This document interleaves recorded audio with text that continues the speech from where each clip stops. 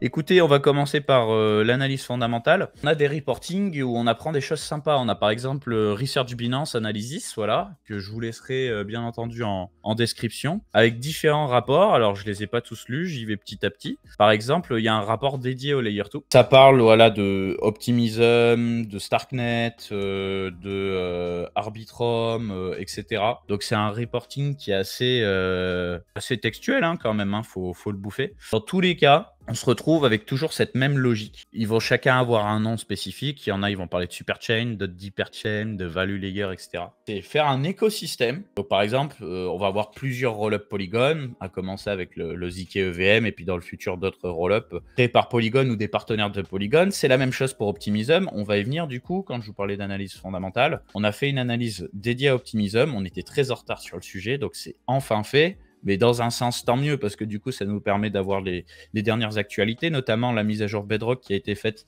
début juin. Donc, c'est une mise à jour qui a optimisé le code du rollup. Le but étant de moins consommer d'énergie sur Ethereum, et donc, au final, ça coûte moins cher pour l'utilisateur. Donc, Optimism, aujourd'hui, c'est le deuxième rollup avec le plus de TVL, donc de flux de fric bloqué. Donc, pas mal, hein, on a quand même 2 milliards sous gestion sur le rollup. Et donc, en fait, voilà, on va prendre le cas d'Optimism. C'est quoi cette super chaîne? C'est quoi l'idée? L'idée, c'est de proposer une boîte à outils pour les développeurs pour qu'ils puissent à leur tour émettre leur propre rollup basé sur le code, ici en l'occurrence d'Optimism. Mais c'est pareil pour tous les autres, Arbitrum, zkSync, etc.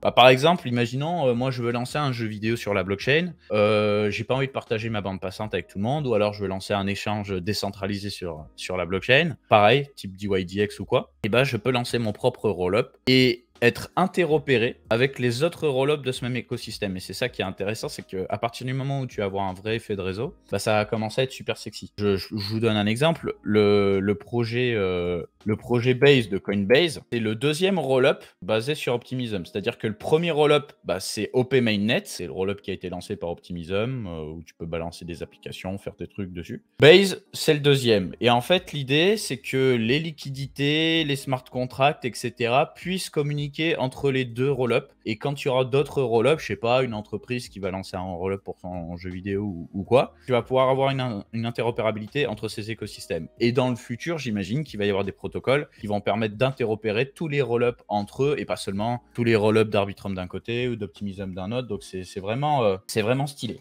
On va avoir une analyse fondamentale, hein, d'ailleurs, de Base qui arrive. L'analyse, elle est prête. Il nous manque juste la belle miniature et on balance ça sur le site. Donc, ce sera sur Coin Academy cette semaine. Non, moi, ce que je voulais faire, c'était revenir sur cette histoire de super application. En fait, dans un monde où, déjà, tout tend à se décentraliser, particulièrement depuis le crash de FTX, je pense que pas mal de gens ont compris la leçon et dans un sens, c'est un mal pour un bien, même s'il y aura toujours plein de gens qui vont rester sur des exchanges. Dans un monde aussi où les régulateurs cassent de plus en plus les pieds, ça peut être pas mal de faire du business en mode décentralisé. Souvenez-vous, ça n'a pas été une grande réussite, mais souvenez de Serum, c'est le protocole pour faire des échanges décentralisés lancé par FTX. Donc, je vous refais un petit cours d'histoire. À l'époque, FTX, ils ont lancé leur exchange et puis ils voulaient avoir un exchange décentralisé. Et ils voulaient donc choisir une bonne blockchain pour ça. Ils ont testé plein de blockchains et au final, ils se sont rendus compte que sur le papier, c'était la blockchain Solana qui performait le mieux pour leurs besoins à eux. C'est pour ça qu'ils se sont mis à investir massivement dans Solana. Donc, souvent, les gens se disent Solana, c'est FTX. Non, c'est pas vrai. Solana, c'est un projet à part qui a été lancé par des ingénieurs.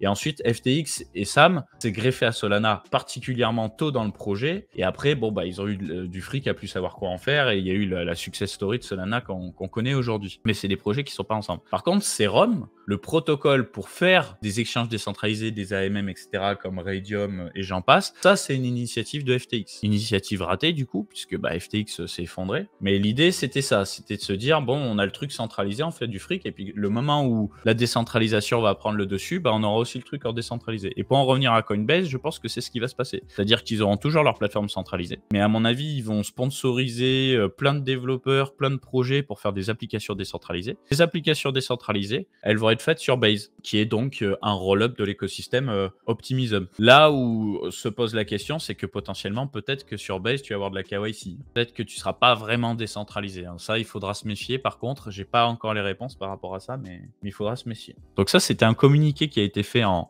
février. À l'époque, j'avais un peu survolé le sujet. J'avoue que ça m'avait pas percuté plus que ça. Mais maintenant, c'est beaucoup plus clair. Donc, je vais vous résumer ça. Donc, l'idée, c'est comme je vous le disais plus tôt, c'est d'avoir une super chain. Donc, un écosystème, un protocole avec différents roll-ups pour l'écosystème. Le roll-up de Coinbase, c'est le deuxième roll-up de cet écosystème. Et l'idée, c'est que Coinbase aussi participe d'une certaine façon à l'effet de réseau d'Optimism. Il y a une initiative qui s'appelle Optimism Collective, qui est, je crois, une sorte de DAO, qui a sa propre trésorerie du coup. Et Coinbase et Base se sont engagés à ce que quand il y aura des frais de transaction qui seront générés, quand il y aura des frais qui seront générés de manière générale sur Base, eh bien, ils en garderont une partie pour refinancer l'Optimism Collective. Donc là, on est quand même sur un partenariat solide. Hein. On a un Coinbase qui nous dit, nous, on se marie avec Optimism, c'est là-bas qu'on build et on va carrément balancer du fric dedans pour qu'il y ait ce network effect qui se crée au fur et à mesure. Après, côté spéculatif sur Base, il faut acheter l'action ou... Alors, très bonne question. Base n'aura pas de jeton. Donc,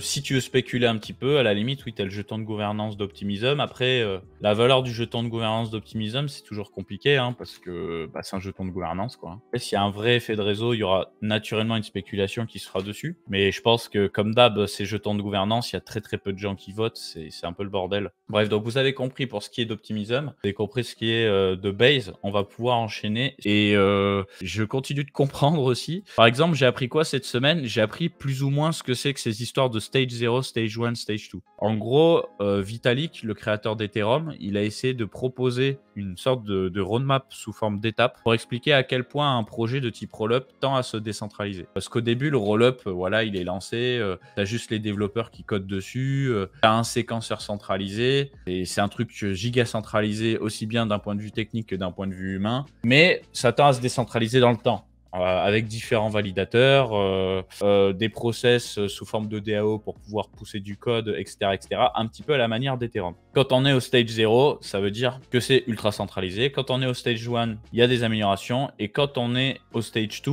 là, c'est plutôt pas mal en termes de décentralisation. Alors, je vais essayer de retrouver l'article sur ce sujet-là. Donc, qu'est-ce qu'on a dans ces étapes? Et ben voilà, stage 0, le projet doit être un roll-up. Donc, quand il y a écrit cumul, en fait, cumul, c'est roll-up. Hein. Il traduit n'importe comment Google. Mais voilà, pour commencer, c'est juste dire, voilà, tu lances un roll-up, un embryon de roll-up. Étape 2, déjà, tu as un système de preuve de prod et de preuve de validité, tu as un espèce de multisig. Étape 3, le roll-up utilise des implémentations différentes ou plus de sa fonction de transition d'état. Voilà. Bref, c'est des termes qui sont un peu techniques, mais vous l'aurez compris, il n'y a pas besoin en soi de connaître toutes les complexités techniques, c'est juste, ça vous permet aussi de vous dire à quel point un projet il a avancé dans sa décentralisation par rapport à un autre. Si tu as bien aimé cette vidéo condensée, sache qu'elle est extraite de notre chaîne YouTube Coin Academy. Du coup, si tu veux voir l'interview complète, je te laisse cliquer sur la miniature dans l'outro ou alors tu peux passer tout simplement par le lien dans la description.